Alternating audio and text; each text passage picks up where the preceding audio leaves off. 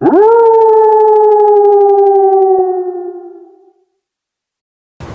deep growl shattered the night stillness. Beside him, Luna's sharp barks echoed through the mist as her paws clawed furiously at the rusted steel of a forgotten container. For two dogs who lived in perfect discipline, this frantic behavior was not only unusual, it was alarming. Their master, Jonas Keene, a battle-worn veteran who had chosen solitude over society, froze. He had seen many things in his life, but the urgency in his dog's eyes sent a chill down his spine. What could possibly be hidden behind those decaying doors that even war-hardened instincts could not ignore? The setting itself seemed to whisper secrets. A gray Pacific fog clung to the coastline, swallowing the jagged silhouettes of abandoned warships. Towers of rusting cranes loomed like silent giants above a naval graveyard most townsfolk dismissed as worthless scrap. To Jonas, standing in heavy boots on cracked asphalt, with Atlas and Luna flanking his side, the place felt less like junk and more like a mausoleum, an inheritance he never asked for, yet one he could not walk away from. Jonas Keene was a man marked by battles both fought and survived. His broad shoulders carried the weight of years spent in combat, while his quiet eyes revealed the cost of choosing exile.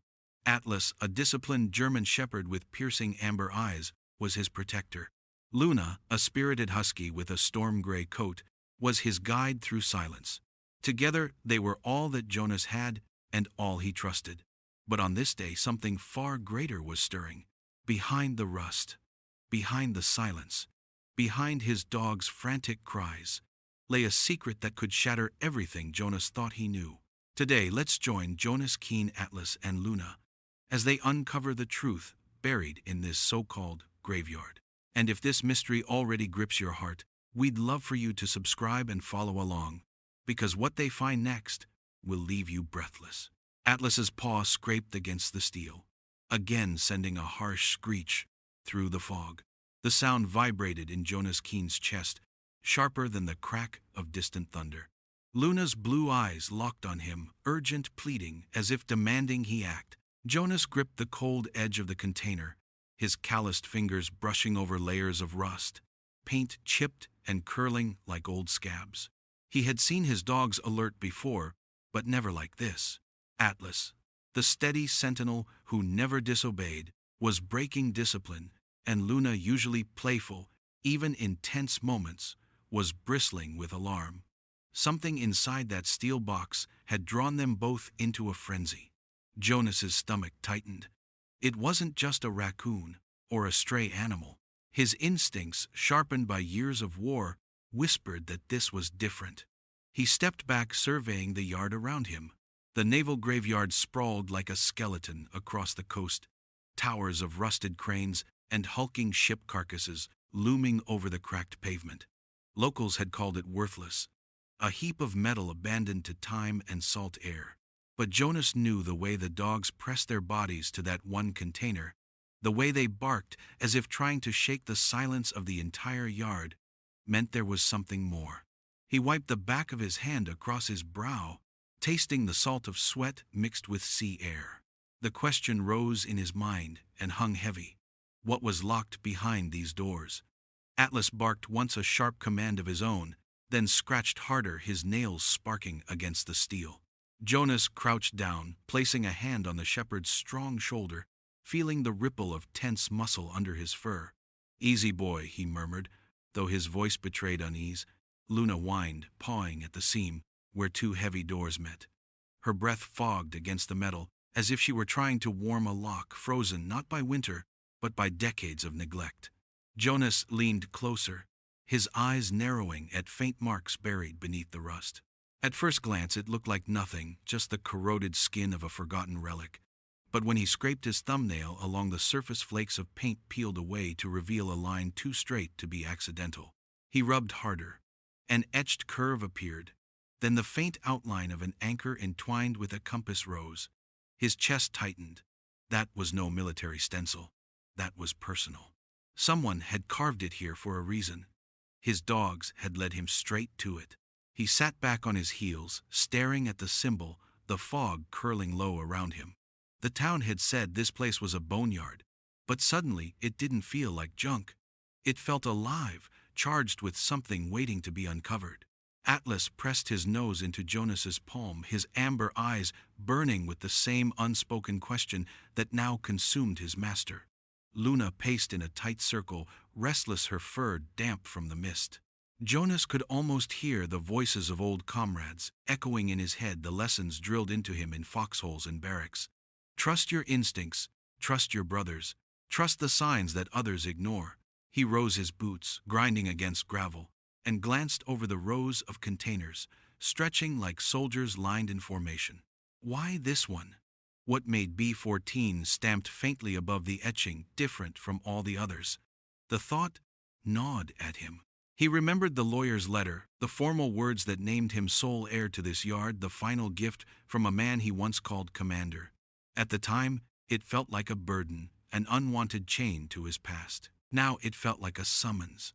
The Pacific wind whistled through hollow ship hulls, carrying with it the faint scent of oil and rust, the perfume of forgotten wars. Jonas shoved his hands into the pockets of his jacket, staring at the lock. It was thick, rusted, solid, fused with time. Breaking it would take tools he didn't have on him now. But the dogs would not let him leave. Atlas growled, low, vibrating like distant artillery. Luna pressed her body against the door, her howl echoing through the yard, mournful and urgent. Jonas exhaled long and heavy. He was caught in the undertow of their instincts. He thought of nights in combat zones, when a soldier's survival often hinged not on orders, but on a gut feeling or a signal no one else noticed. These dogs had been his companions since he left the service, his family, in the silence of exile. He trusted them more than he trusted most men, and they were telling him this was no coincidence. He walked a slow circle around the container boots, crunching over broken glass and patches of weeds that had forced their way through asphalt. The structure stood silent, ordinary to the untrained eye. But Jonas knew better. The way Atlas's tail was rigid, the way Luna refused to sit still, spoke louder than any visible clue. He pressed his ear to the cold steel. At first, there was nothing but the hollow echo of his own heartbeat. Then, or maybe, he only imagined it, there was a faint difference in tone, as if the interior were not empty, but packed with something solid, layered, guarded by the weight of secrecy. He stepped back, rubbing his jaw, the bristle of days-old stubble, scratching his hand. His mind churned. He didn't know yet if this discovery was a blessing or a curse, but he felt the ground shift beneath him. The yard wasn't just rust and silence. It was a puzzle, and his dogs had just handed him the first piece. The fog thickened, swallowing the skeletal masts of ships in the distance. Jonas whistled softly, calling Atlas and Luna to heel. They obeyed reluctantly, circling close but keeping their eyes locked on the container, as if it might vanish if they looked away. He placed a steady hand on both their heads, feeling the heat of life beneath damp fur, and whispered more to himself than to them. "We'll come back. Whatever's in there, we'll find it." As he turned to leave, the symbol burned in his mind's eye. The anchor and compass, carved with purpose, felt like a map left behind by someone who knew Jonas would one day stand here. The air carried a weight as though the whole yard held its breath, waiting for him to return. And he knew he would. Because the question gnawed at him louder than the crash of the ocean, sharper than the whistle of the wind. What secret was worth hiding here in the rusted graveyard of forgotten warships? Jonas glanced once more over his shoulder. Atlas and Luna stood, rigid ears, pricked eyes fixed on the door. Their bodies were tense like soldiers waiting for a command. He swallowed hard-tasting salt and iron. This was no ordinary inheritance. This was a test, a doorway, to something larger than himself. And though he didn't yet understand it, he felt the old current of duty stir in his veins. The graveyard was no longer silent.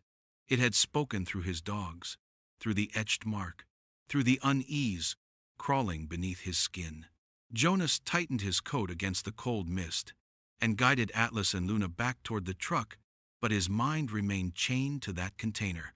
He knew he had crossed an invisible line. There was no going back. The town said the yard was worthless, a relic better forgotten.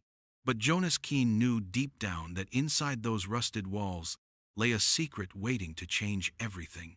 He didn't know yet if it would save him or destroy him. All he knew was that his dogs had sounded the call, and he had no choice but to answer. Jonas drove away from the rusting yard with Atlas and Luna in the back of his truck, the fog still clinging to the glass as if trying to follow him home.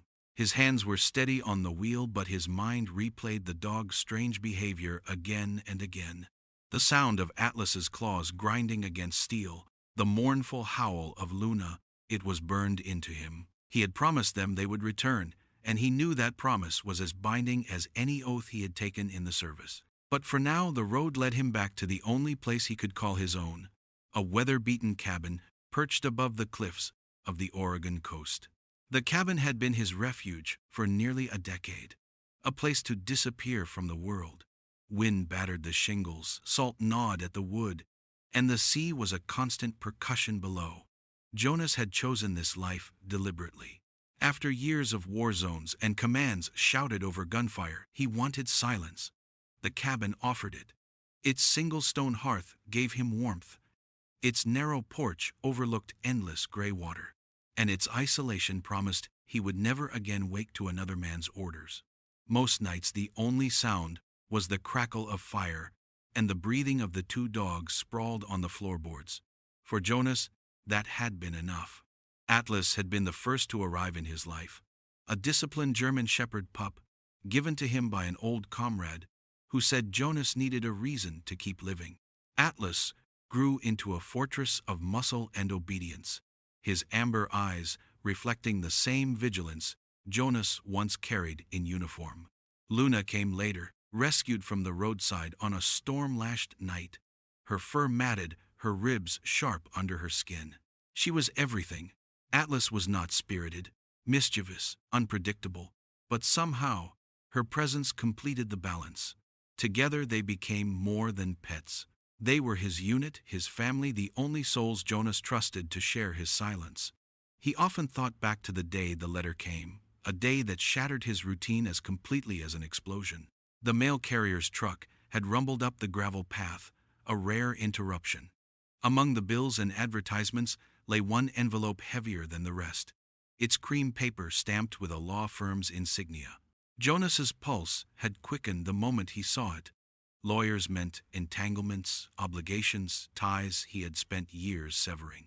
He had carried it inside, laid it on the table beside the fire, and stared at it for nearly an hour before slicing it open with his pocket knife.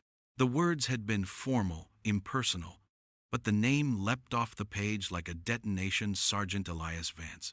For years, Jonas had tried to bury that name, the man who had commanded him in his youth, who had shaped him with iron discipline and a strange kind of fatherly care. Vance had been the closest thing Jonas ever had to family in the service, and losing touch with him had left an unspoken wound. Now the letter announced his death and named Jonas as sole beneficiary. The inheritance, the Sea Haven Naval Decommissioning Yard, a place Jonas had never heard of. At first, he laughed, a short, bitter sound in the quiet cabin. What kind of legacy was that? A graveyard of rusting steel, rotting wood, and memories no one wanted. It sounded less like a gift and more like a burden, a reminder that he was still tethered to a past he had fought to escape. But then he remembered Vance's eyes, the way they burned with conviction even in the worst of battles, and Jonas couldn't shake the feeling that the old sergeant had left him something more than scrap. Still, he folded the letter and tried to return to his routine, convincing himself it was just another responsibility he could ignore. But Atlas and Luna never ignored anything. They had sensed the shift in him the moment he opened that envelope, their heads lifting, ears twitching, eyes fixed on him, as if they too understood the gravity of what the paper carried. Atlas had rested his head against Jonas's knee, a silent gesture of solidarity, while Luna had pressed close her icy eyes, demanding he not retreat into silence. He remembered stroking their fur that night, staring into the fire, and whispering words he had not said aloud in years. Maybe it's not nothing. That was how he found himself driving south. 2 days later, the dogs pressed close against him in the cab, their presence steady anchors as the coastal highway unwound before them. The small town of Sea Haven had looked like a place forgotten by time.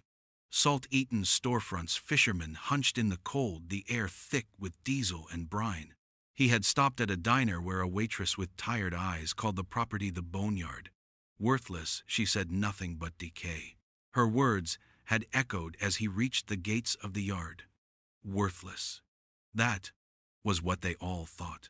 Yet as Jonas unlocked the rusted chain, pushed open the groaning gate, and stepped inside with Atlas and Luna at his side, he felt a weight descend on him. The yard was vast, filled with the hulks of ships that once braved oceans, now reduced to skeletal shells. Cranes loomed like fossils of extinct beasts. The wind whistled through broken portholes, carrying a mournful tune. It looked every bit the graveyard the townsfolk had described.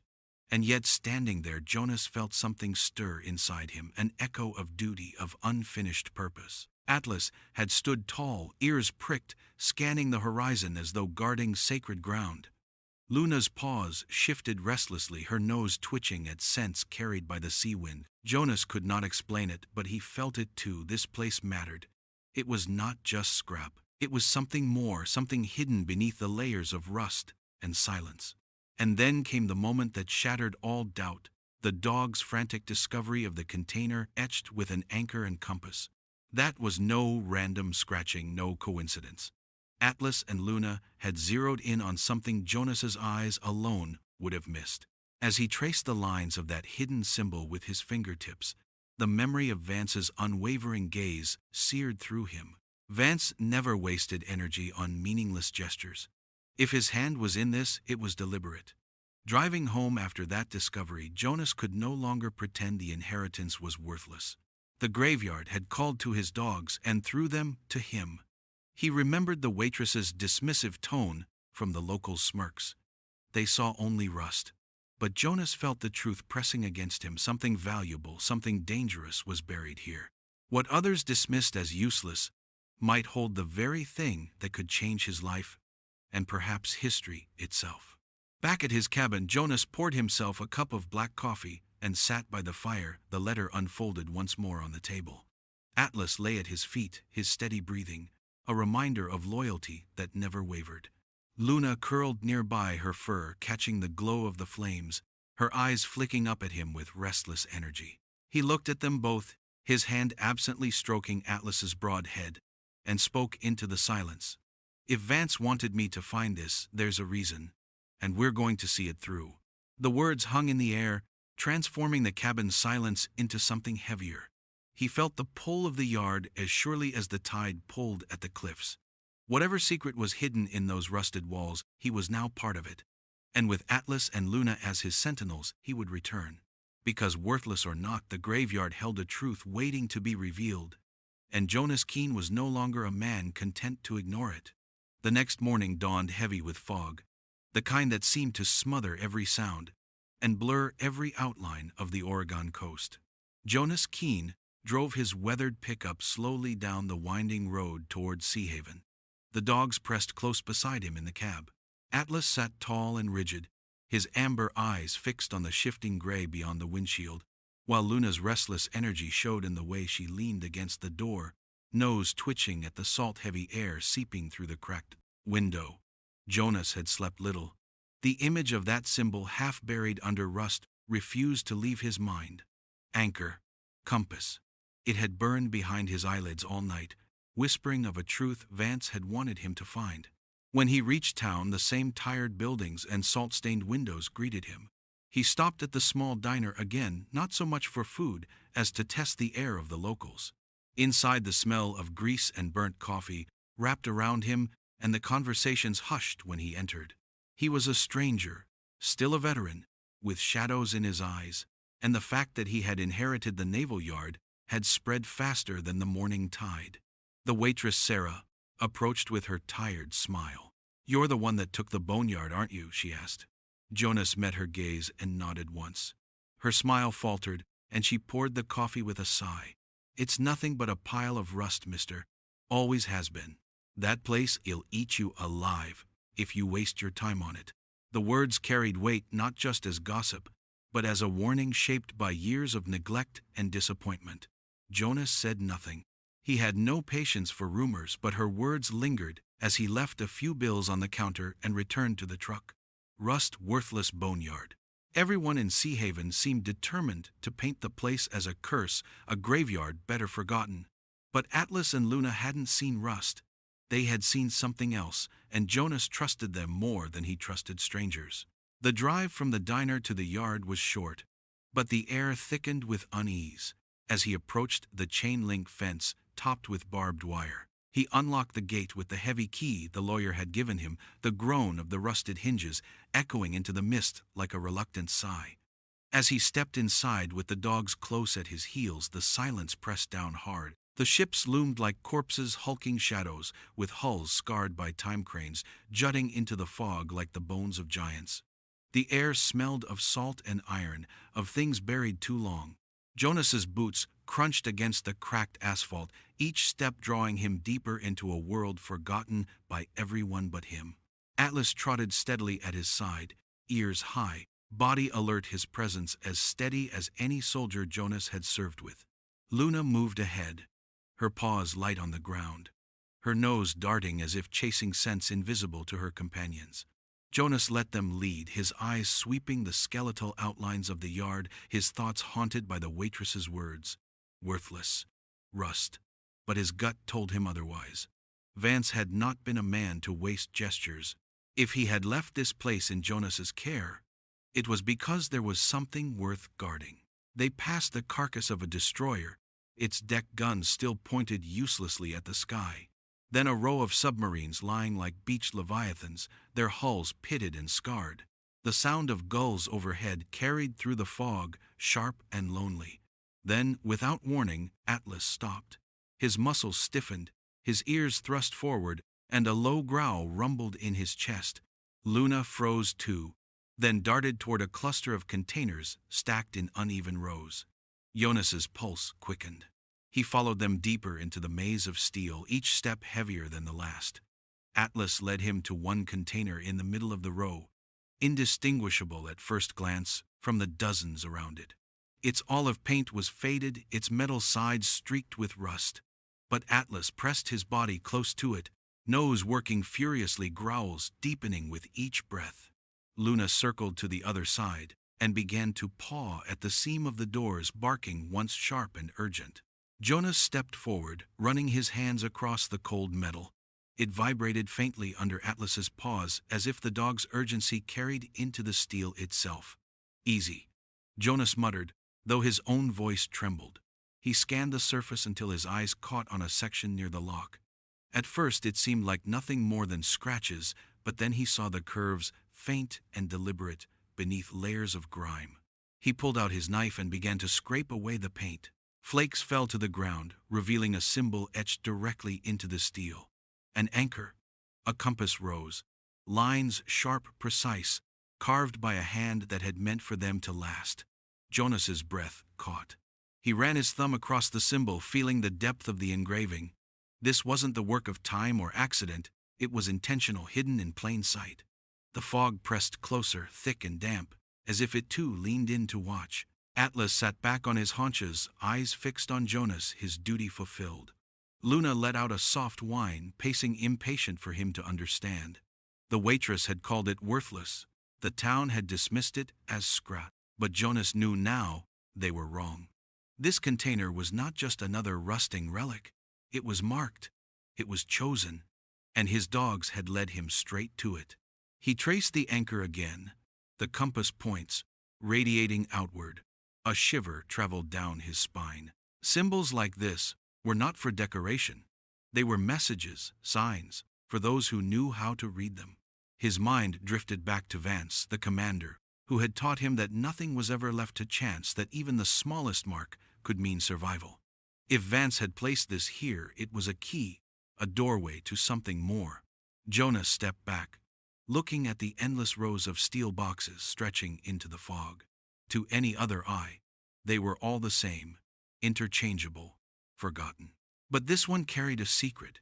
He felt the old stirring of purpose in his chest, the same pulse that once drove him through battlefields and burning nights. He had buried that part of himself when he retreated to the cliffs, but here, in the silence of the graveyard, it returned. Atlas nudged his hand steady and firm, while Luna barked again, high-pitched, demanding. Jonas placed a hand on both their heads, his voice low but certain. "You've found it. Now we see where it leads." The fog thickened, swallowing the yard, as if to keep the secret hidden. Jonas knew he could not open the container now, not without tools, not without time. But the mark was enough. It was proof that this place was more than rust. The boneyard was not a grave, it was a vault, and the key had been carved into steel, waiting for him to discover. As he turned to leave, the echo of Luna's bark and the memory of that etched symbol followed him like a drumbeat. The townsfolk would go on calling it worthless, but Jonas Keene knew better. He had touched the first thread of a web spun decades ago, a web tied not to decay, but to secrets powerful enough to survive the corrosion of time. And now that he had seen it, there was no turning back. The container waited, the mystery waited, and his dogs would not let him rest until he returned to claim it. Jonas returned to the naval yard 2 days later, with determination hardening every step he took. The fog was lighter this time, torn by the late morning sun, but the air still carried the tang of rust and brine.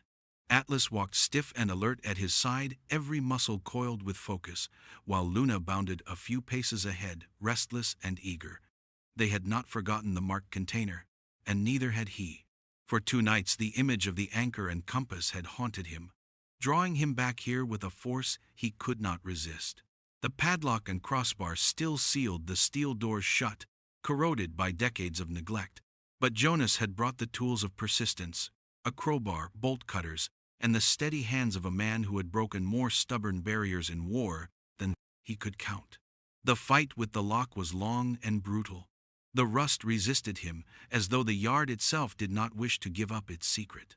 But with Atlas standing guard, ears swiveling, and Luna pawing anxiously at the ground, Jonas pressed harder. The cutters bit the crowbar, groaned, and finally, with a shriek of tortured metal, the crossbar gave way.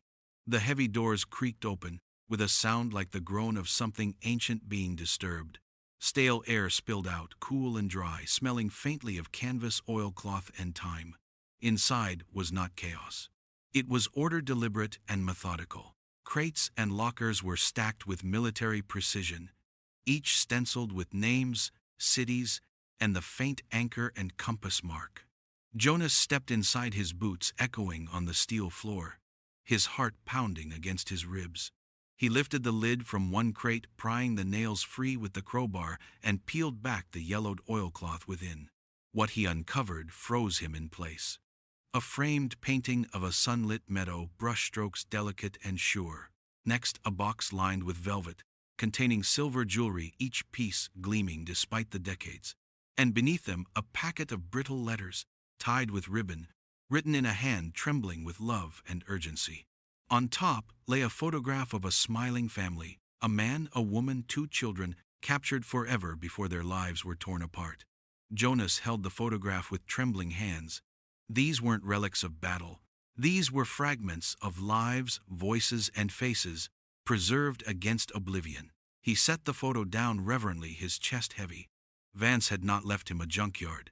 He had left him a trust. His search led him beyond the container into the office building near the entrance of the yard. The door groaned open, spilling dust and silence into the light. The office felt like a time capsule, a steel desk, filing cabinets, lined with records, nautical charts pinned to the wall. Jonas combed through drawers filled with maintenance logs and manifests until his dogs grew restless again. Atlas sniffed near the desk, ears pricked, and Luna scratched at the floorboards with the same insistence she had shown at the container. Jonas knelt, ran his hands over the planks, and found one loose. With the tip of his screwdriver, he pried it open and reached into the dark hollow below. His fingers brushed something wrapped in oilcloth. He lifted it out carefully and set it on the desk. The package was heavy, tied with twine hardened by age. With deliberate care, he unwrapped it, and the truth of his inheritance unfolded. A leather-bound ledger, its cover worn smooth, its spine creaking as he opened it. Inside, page after page, bore the careful handwriting of Sergeant Elias Vance, the man Jonas had once called Commander, the man who had now reached across decades to speak to him again. At the top of the first page was a title, Operation Safe Harbor. Jonas read in silence, his eyes devouring the words. Each entry recorded not weapons or supplies, but families, names, cities, dates, lists of heirlooms, documents, artworks entrusted to Vance during the darkest days of war. A trunk from Warsaw, a crate from Vienna, portraits from Paris, all hidden here, in this forgotten yard, safeguarded from the fires of war. Jonas gripped the ledger tighter, the weight of it nearly overwhelming. This was no scrap heap. It was an ark, a vessel of memory built not to carry men, but to preserve the essence of lives nearly erased. The sound of a voice behind him startled him so sharply that he nearly dropped the book. He spun around to find a woman standing in the doorway, her boots dusted from the yard outside, her brown hair tied back, her eyes sharp behind glasses. "Excuse me," she said, her tone cautious, but charged with curiosity. "Are you Jonas Keene?" She introduced herself as Dr. Evelyn Reed, a historian from Portland State University. She had heard of the property's transfer and had long been searching for access to records from Seahaven.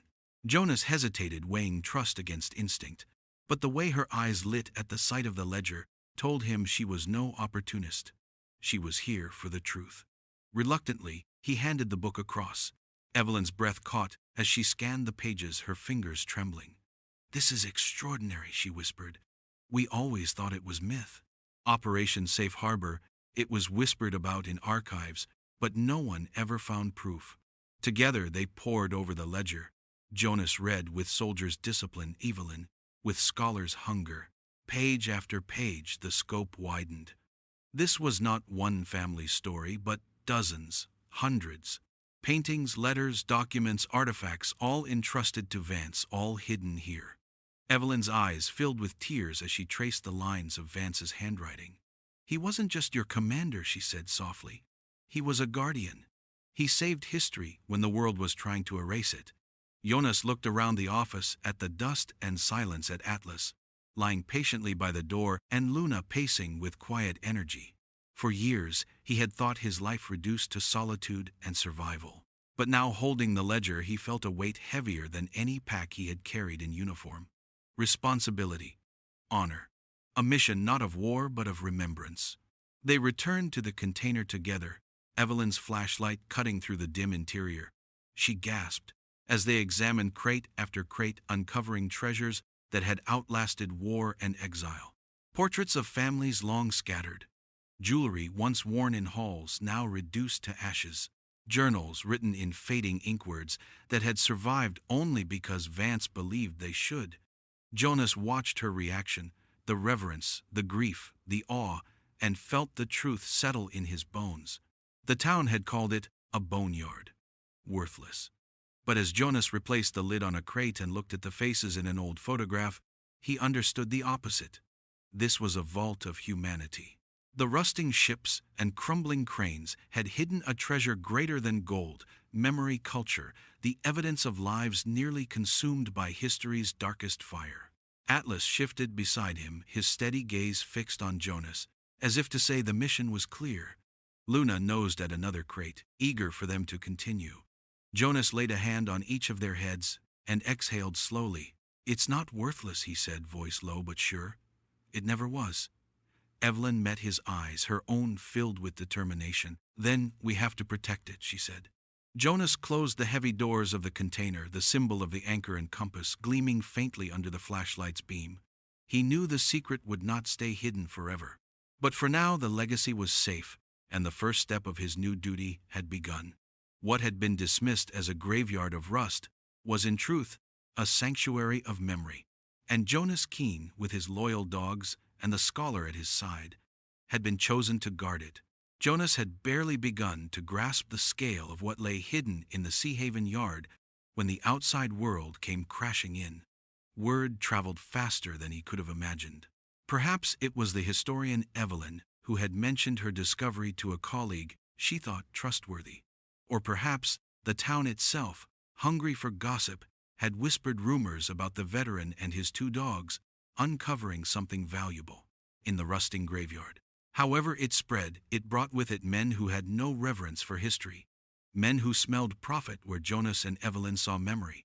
The first approach came quietly, a black sedan rolling up the gravel road to his cabin as dusk fell across the cliffs.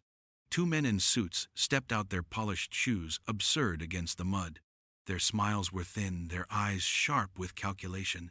"Mr. Keene," one said, his voice oily with practiced charm. "We represent Vanguard Holdings. We understand you've come into possession of a certain property, and perhaps more than just property." They spoke of opportunity, of how difficult and dangerous it would be for one man to safeguard crates of art and artifacts, how much simpler it would be to allow a corporation to handle the matter. They placed a check on his table, its numbers obscene in their promise, enough to buy peace and comfort for a dozen lifetimes. Jonas stared at the paper without touching it. Atlas sat by his chair, a low growl rumbling in his chest, while Luna paced the room restless, picking up on the sour tension. Jonas finally lifted his gaze. "These things don't belong to me," he said evenly. "And they sure as hell don't belong to you." The men's smiles slipped. Their voices hardened. They left without their check, but not without their threat. "History can be erased, Mr. Keene. Ask yourself if you're willing to be buried with it." From that moment, the pressure mounted. Jonas and Evelyn doubled their efforts, cataloging crates by lamplight, photographing paintings and journals, creating digital records that might survive even if the originals were stolen. Evelyn's voice trembled with urgency. "They'll come back. This is worth billions on the black market.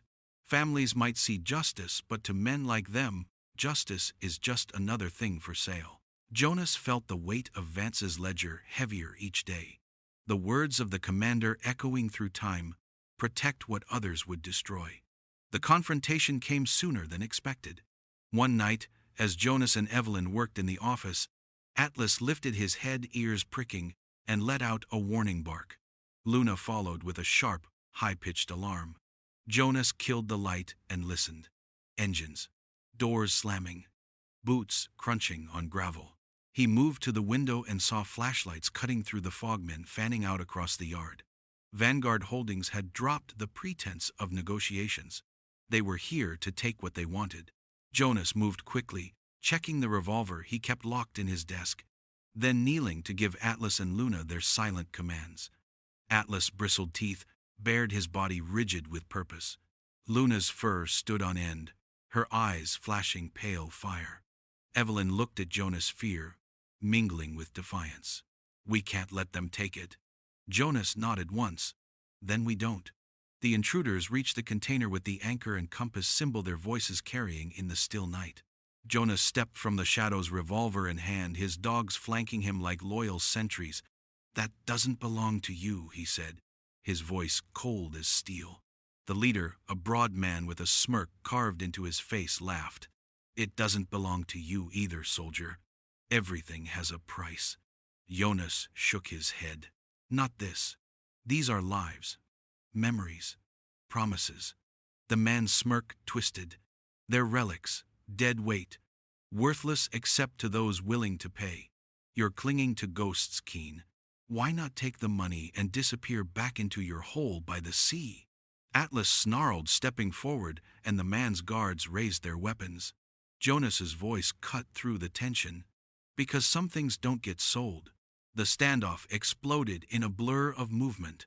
A guard lunged forward, but Luna was faster, darting with a snarl, her teeth sinking into the man's arm before he could reach the container. He cried out, dropping his crowbar, and Atlas surged like a storm, slamming another to the ground with the full force of his body. Jonas fired a warning shot into the air, the crack of it shattering the night. "Enough," he shouted. "You'll leave with nothing." The leader stepped back, his smirk gone, his eyes calculating. "You're making a mistake. You think you can guard this forever. Men like you break. Men like me, we wait." Jonas held his ground, revolver steady, Atlas and Luna at his side, their bodies tense with readiness. "I buried too many good men to sell what they fought for. You'll get nothing but the teeth of my dogs if you come again." The intruders retreated that night, but Jonas knew it was not victory. It was a reprieve. They would return stronger, perhaps with the law bent to their will, perhaps with more force. Evelyn's hands shook as she closed the container again. "They'll never stop," she whispered. Jonas placed the ledger on the table, his fingers lingering over Vance's handwriting. "Then neither will we," he said. For days afterward, Jonas felt the choice pressing on him. The check still sat in his drawer, the ink promising freedom from struggle and escape into anonymity. All he had to do was let go, to tell himself it wasn't his burden. But every time he looked at the faces in the photographs, at the trembling letters written by parents to children they might never see again, he knew the truth. He was not protecting property. He was protecting voices that could not defend themselves. To sell them would be to betray not only Vance, but himself. Atlas lay with his head on Jonas's boots, steady as a rock, while Luna curled nearby, eyes watchful even in sleep. They were reminders of the vow he had made, the unspoken promise carved into steel by a commander who had trusted him with more than he understood. He looked into their eyes and knew he had chosen his side. Money could be counted, spent, wasted. But honor, memory, dignity, those were beyond price. And Jonas, keen veteran exile guardian, would not sell them for all the numbers in the world. He would stand with Atlas and Luna against Vanguard or any other threat, until the last secret of Operation Safe Harbor was safe in the hands of those to whom it truly belonged. The battle was not over. It had only begun. But the graveyard had come alive, no longer a place of rusting ghosts. It was a front line, and Jonas had chosen his post. Jonas Keene had inherited what the world dismissed as a graveyard of rust, but the journey through the fog and steel had revealed something no amount of decay could erase. Operation Safe Harbor was not just about crates and relics. It was about the faces in the photographs, the trembling ink of letters written in desperation, the art and memories preserved by men who believed that history was worth saving. What began with two loyal dogs scratching at a container had become a mission larger than Jonas himself, a fight not only against those who would sell memory for profit, but against the silence that allows history to vanish. Atlas and Luna had been his guides, his soldiers, and his family in this struggle, reminding him that loyalty and courage are not bound by blood but by choice. Yet the conflict was far from resolved. Vanguard holdings had been driven back once, but their shadow lingered. They would return stronger, more determined, with new schemes and sharper teeth. Jonas knew that protecting the legacy entrusted to him was not a battle to be won in a single night, but a war of endurance. A stand he had to take day after day, with only his dogs and a few allies by his side. And this is where you come in. Stories like this remind us that some treasures are beyond price, and some battles are worth fighting, even when the odds are stacked against us. If Jonas's journey has stirred something in you, if you believe that memory and honor matter, let us know what you would have done in his place. Would you take the money and walk away, or stand your ground and guard the past? Comment below, share your thoughts, and subscribe to follow what happens next. Because the story of Jonas, Atlas, Luna, and the secrets of Operation Safe Harbor is only just beginning, and the next chapter may hold revelations even more shocking than the last.